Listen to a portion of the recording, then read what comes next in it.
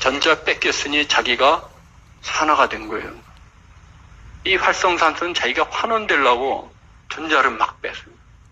그러니까 이 활성산소가 있는 이유가 어디에 쓰느냐 하면은 이 활성산소가 우리 몸에서 만들어낸 이유가 몸 안에 들어온 병원균, 세균, 이물질 이런 것들을 공격하는 수단으로 활성산소를 가지고 있는 거예요. 그래서 병원이 들어왔다. 그러면은 이 활성산소가 공격을 해서 병원균의 세포막을 파괴해가지고 죽게 만드는 겁니다.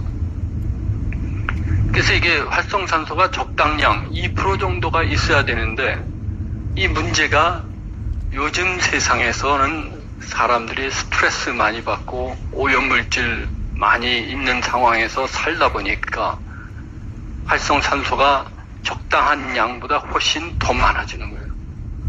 이게 활성산소가 더 많아지니까 어떻게 되느냐 하면 이게 우리 몸을 막 공격하는 거예요.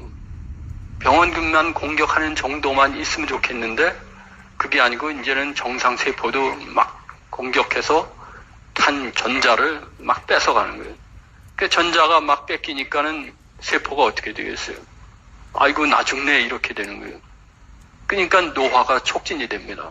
산화가 촉진이 되고 그래서 이제 이러한 문제가 심각해집니다. 그래서 이 활성산소에서는 다시 설명을 드리면 산소량의 2%가 활성산소로 되는데 근데 이 스트레스 받거나 흡연하거나 음주하거나 지나치게 운동하거나 방사선 맞거나 자외선이나 전자파 이런 것들에 의해서 활성산소가 많아집니다. 요즘 현대 생활에 활성산소가 많은 생활이죠. 그렇게 돼서 활성산소가 많아지니까 여러 가지 특히 만성 질병들 이런 게 활성산소가 원인이다라고도 알려져 있어요. 그래서 이제 활성산소가 만병의 근원이다 이렇게까지 이야기를 합니다.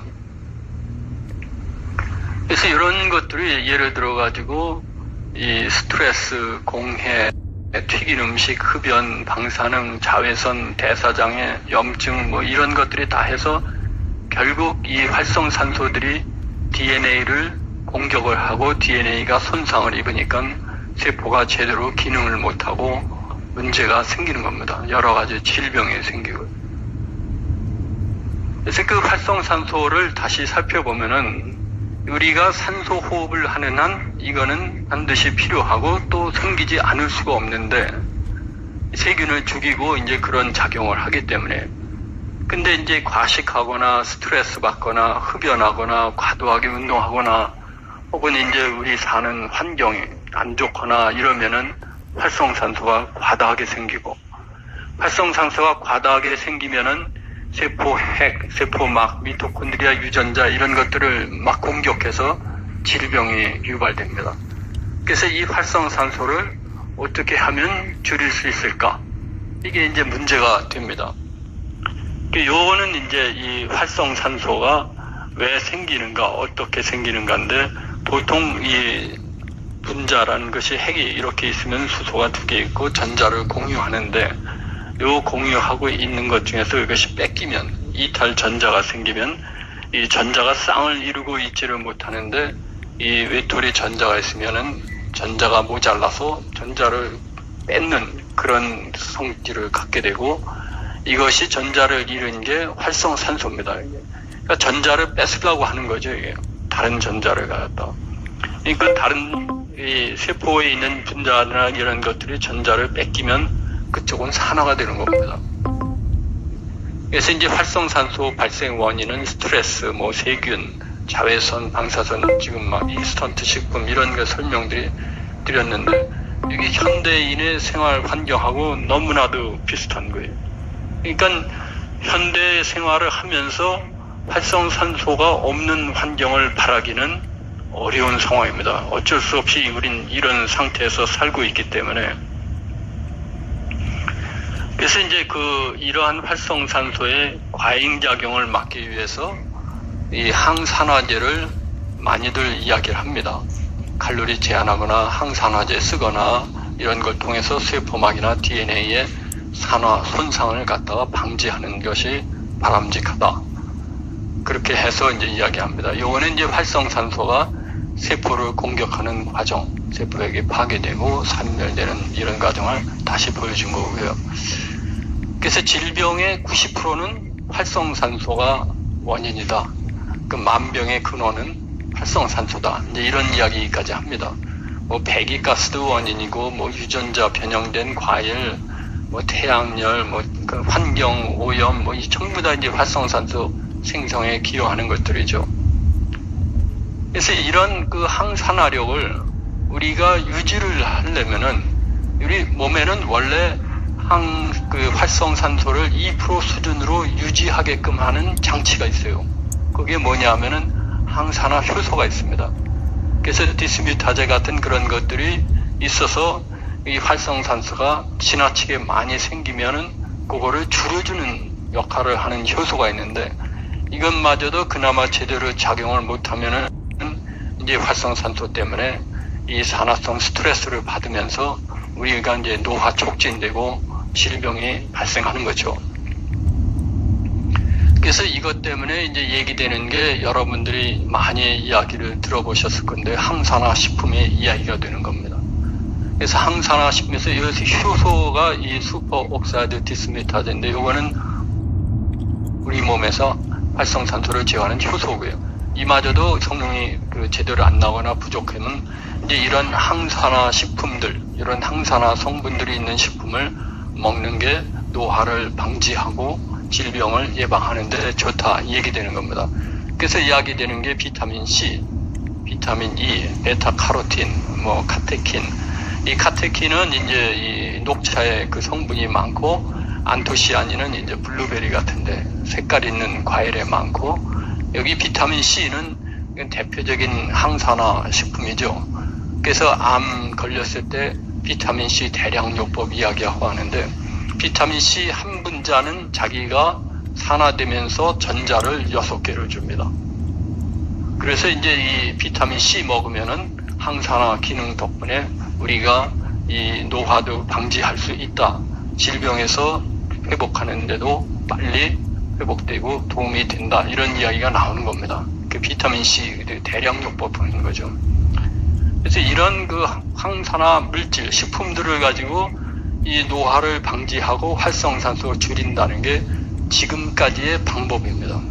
여기서 더 나아가지를 못하고 있는데, 지금 이제 이 4D 워터, 4D 워터라고 했는데, 이 4D 워터 HO32는 물에다가 환원 능력을 갖도록 만든 겁니다. 그러니까 일반 물은 전자를 주지를 못하는데, 이 물은 비타민 C처럼 전자를 줄 수 있다는 얘기입니다. 그래서 이거를 어떻게 만들었느냐? 이거는 이제 회사의 노하우입니다. 그래서 이 물의 구조를 바꿔서 물의 구조가 바뀌면서 전기 전하량이 증가되도록 만들었어요. 일종의 이 설명을 좀 드린다면은 카패시터처럼, 그 컨덴서처럼 이 구조가 바뀌면서 전자가 저장될 수 있는 구조로 바뀐 겁니다. 그래서 이 자체에 이 물이 구조가 바뀌면서 전자가 저장된 그런 상태가 됩니다. 그래서 이 물이 그러면 진짜 바뀌었느냐 실험을 해서 이제 우선 구조가 바뀐 거를 보면은, 여기서 이제 이 변화, 이것이 일반 물입니다.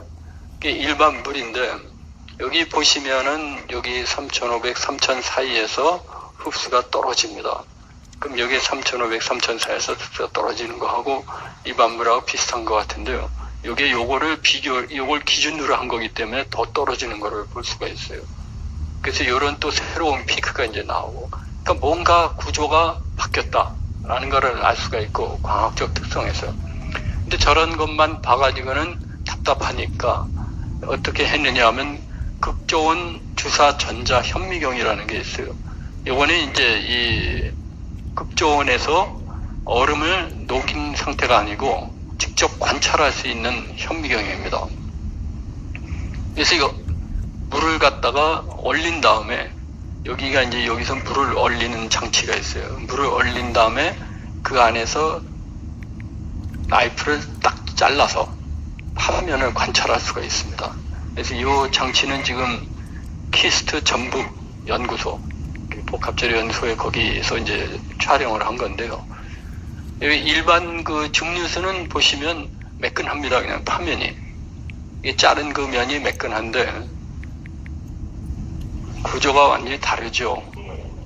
이 구조가 이게 달라지는 이유가 물의 구조가 바뀌면서 이 밀도가 높은 곳과 낮은 곳으로 바뀌면서 이게 됩니다. 그래서 이게 컨덴서처럼 구조가 바뀌면서 전자를 저장할 수 있는 능력이 생긴 물이 되는 겁니다. 그래서 이것이 이제 또 다른 그런 사례, 다른 것에서 찍은 것이고, 그래서 이 물이 그러면 환원력이 있느냐, 정말 전자가 들어있느냐, 이거를 확인해야 되잖아요. 그래서 그거를 확인하려고 산화 환원 전위를 측정을 했어요. 그 산화 환원 전위라는 거는 이 물 자체가 이 산화 능력하고 환원 능력에서 어느 쪽으로 가 있는지를 보는 그런 장비입니다.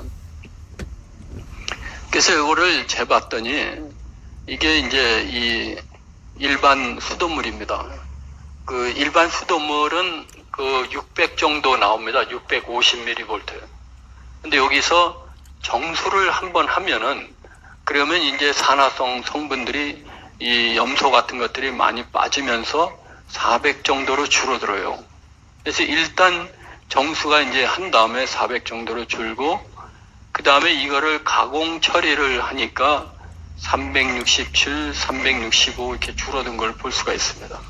그래서 이 수치가 줄어들면은 환원력이 높아진다고 볼 수가 있습니다.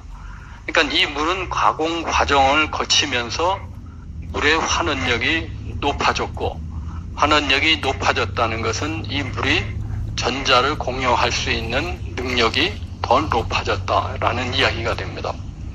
참고로 수소수 같은 경우는 말씀을 드리면 수소수 잘 아시죠? 예, 수소수는 이 산화 환원 전위가 마이너스 200까지도 내려갑니다.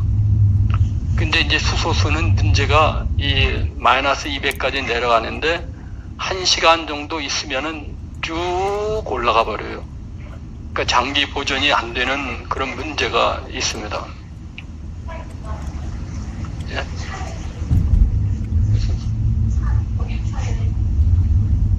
경유차예요? 그거는 요소수.